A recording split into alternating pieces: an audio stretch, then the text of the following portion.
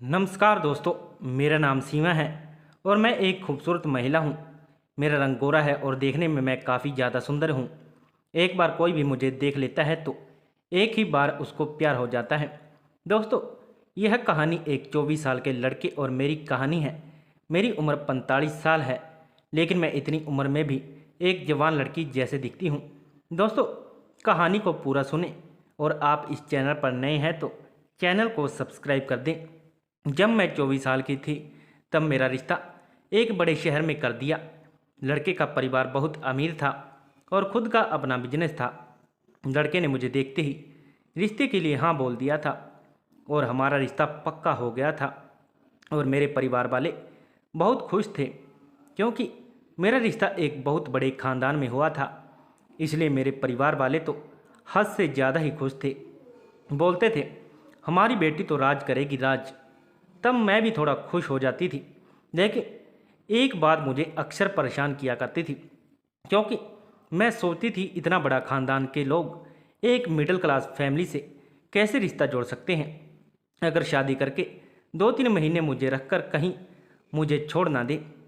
मेरा दिमाग में बस यही सवाल आते रहते थे।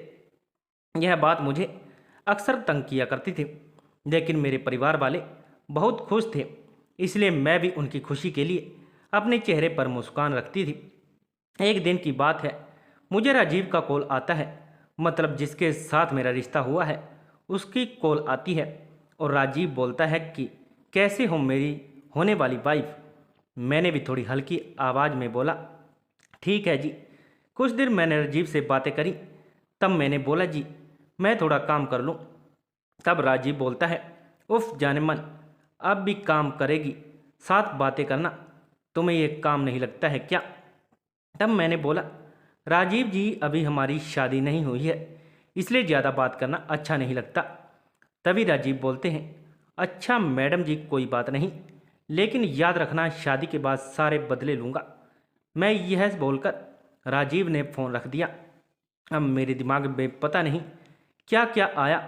मुझे राजीव की ऐसी बात बिल्कुल भी अच्छी नहीं लगी। यह बात मैंने अपनी भाभी को बताई।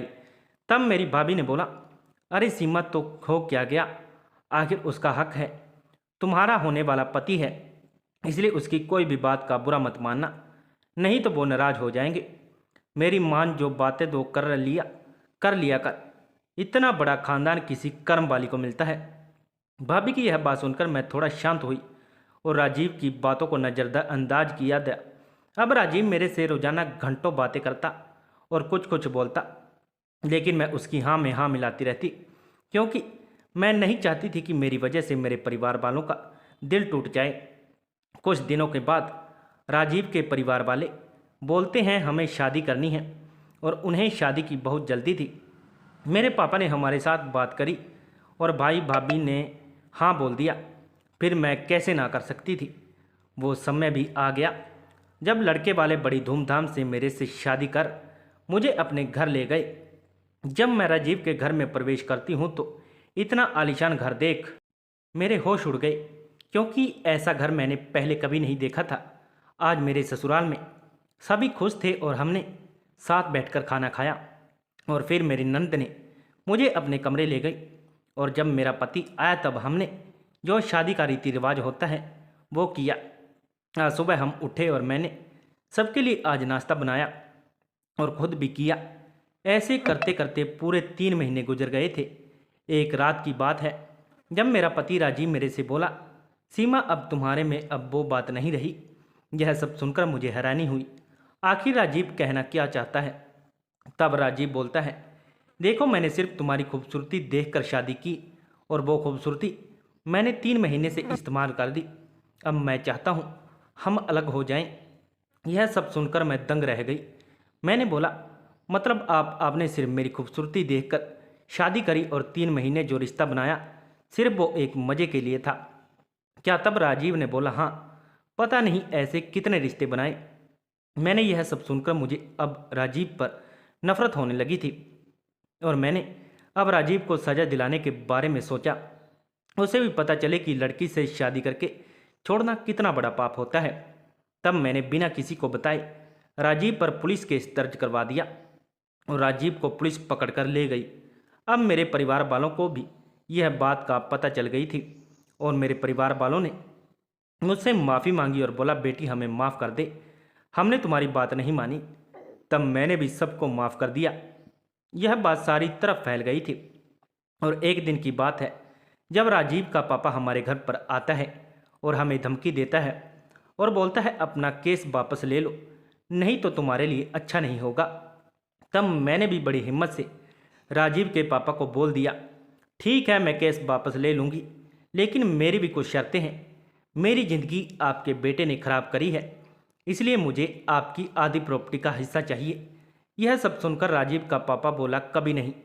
तब मैंने भी बोल दिया, जो करना है आप कर लीजिए, और जो आपने यह धमकी दिया है वो धमकी हमने रिकॉर्ड कर रखी है। तब यह बात सुनकर राजीव का पापा घबरा गया और एकदम से आधी प्रॉपर्टी देने के लिए तैयार हो गया और पेपर मंगाए और आधी प्रॉपर्टी मेरे नाम कर दिया और मैंने भी अपना केस वापस ले लिया। अब आगे से राजीव किसी लड़की को धोखा देने से पहले 100 बार सोचेगा। अब मैं शहर में रहने लगी क्योंकि मुझे मेरे पापा ने बोला तुम वहाँ रहो। तब मैं उस शहर में एक आलीशान घर लिया और रहने लगी। धीरे धीरे समय गुजरा, मेरी उम्र 45 साल हो गई थी, लेकिन आज भी मैं किसी लड़की से कम नहीं थी। वही सुंदरता और खूबसूरती। एक दिन की बात है जब मैं नहा रही थी तब मेरे दरवाजे पर बेल बजती है और मैंने करीब 10 मिनट बाद दरवाज़ा खोला। सामने देखा एक खूबसूरत सा लड़का मेरे सामने खड़ा था। उसके हाथ में एक बहुत बड़ा बैग था। उसकी उम्र लगभग 24 साल होगी। जब मैंने पूछा, जी बोलिए क्या काम है, तब उस लड़के ने मुझे बोला, मैं इस शहर में नया हूँ इसलिए मैं रहने के लिए घर देख रहा हूँ। अगर आपके पास कोई रूम खाली है तो दे दीजिए। एक बार तो मैंने मना कर दिया, लेकिन जब वो लड़का जाने लगा तब मेरे मन में पता नहीं क्या सोचा। तभी मैंने उस लड़के को आवाज़ लगाई और बोला, रुको आओ अंदर, आपको रूम मिल जाएगा। यह सब सुनकर वो लड़का खुश हुआ और अंदर आ गया। मैंने उसे सोफे पर बिठाया और पानी लेने किचन में चली गई। मैंने उसे पानी पिलाया और काफ़ी कुछ पूछा। मुझे लड़का ठीक लगा क्योंकि जब मैंने बातें की तब उस लड़के ने एक बार भी घूर कर नहीं देखा, इसलिए मैंने उस लड़के को एक रूम दे दिया। अब हम दोनों इस घर में रहने लगे। करीब 1 महीना पूरा हो गया था। आज उस लड़के का तब वह लड़का मेरे पास आता है और बोलता है, जी आपका किराया। तब मैंने बोला, मुझे किराया नहीं चाहिए, बस आप मेरे शहर से जो सामान मैं मंगाऊं वो लेकर दिया करना। यह बात सुनकर वह लड़का खुश हुआ। धीरे धीरे हमारी काफ़ी सारी बातें हुई और हम एक दूसरे को बड़ी अच्छी तरह जान पहचान गए थे। मुझे भी अब यह लड़का अच्छा लगने लगा था क्योंकि वो लड़का कितनी रिस्पेक्ट से बात करता है। लेकिन होश तो मेरे तब उड़ गए जब उस लड़के ने मुझे शादी का ऑफ़र दिया। उस लड़के का नाम मनोज है। एक दिन की बात है जब शाम के टाइम बहुत तेज़ बारिश हो रही थी। तब मैं और मनोज बालकनी में बैठे बारिश का मजा ले रहे थे। तब बातों ही बातों में मनोज मुझे बोला, सीमा जी आप बुरा ना माने तो आपको एक बात बोलनी है जो मेरे दिल में है। तब मैंने बोलो, हाँ बोलो क्या बात है। तब मनोज ने अपने घुटनों के बल बैठकर मुझे शादी का प्रस्ताव दिया। यह सब देख मैं हंसने लगी और मनोज को बोली, मनोज आपकी उम्र और मेरी उम्र का दिन रात का अंतर है, मैं आपसे शादी कैसे कर लूँ। मैंने अपनी उम्र बताई और बोला, क्या आप अब भी मुझसे शादी करना चाहते हैं। तब मनोज ने बोला, जी हाँ, प्यार में कभी उम्र नहीं देखी जाती और रिश्ते में प्यार मोहब्बत होनी चाहिए। यह सब मनोज के मुंह से सुन मुझे बहुत अच्छा लगा। तब मैंने भी बिना कुछ सोचे समझे मनोज को शादी के लिए हाँ बोल दिया और कुछ दिनों के बाद हमने शादी भी कर ली। अब मेरी ज़िंदगी में फिर से खुशियाँ आ गई और मेरा परिवार भी खुश है। मनोज बहुत अच्छा पति है। काश मुझे मनोज पहले मिला होता। पूरे 1 साल बाद हम मम्मी पापा भी बन गए। मेरी खुशी का कोई ठिकाना नहीं रहा। दोस्तों, आज की हमारी कहानी कैसी लगी कमेंट बॉक्स में ज़रूर बताना। मिलते हैं कल एक और नई कहानी में। धन्यवाद।